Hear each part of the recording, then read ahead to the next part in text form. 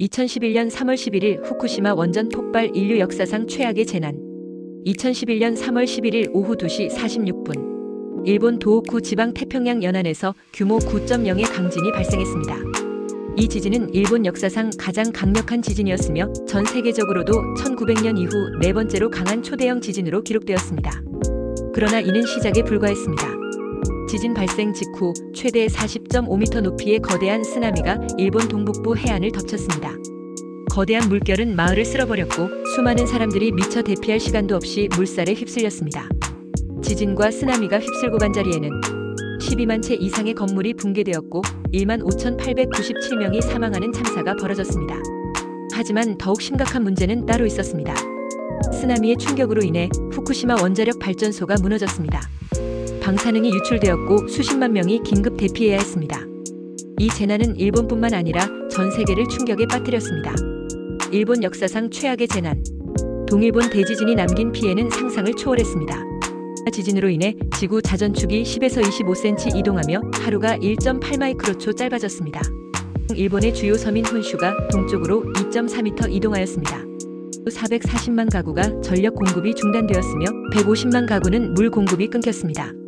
지진과 쓰나미는 단순한 물리적 피해뿐만 아니라 일본 사회와 경제에도 심각한 충격을 남겼습니다.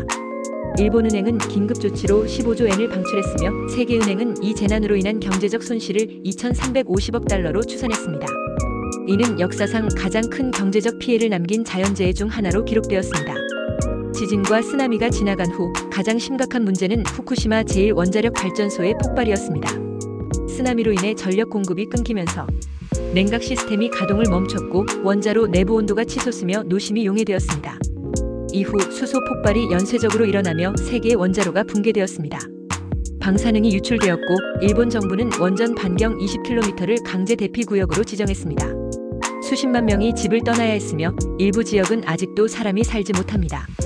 후쿠시마 사고는 체르노빌 원전 사고와 함께 최악의 원전 참사로 기록되었으며 일본의 원전 정책을 뒤흔드는 계기가 되었습니다. 그날 이후 일본과 세계는 무엇을 배웠을까요?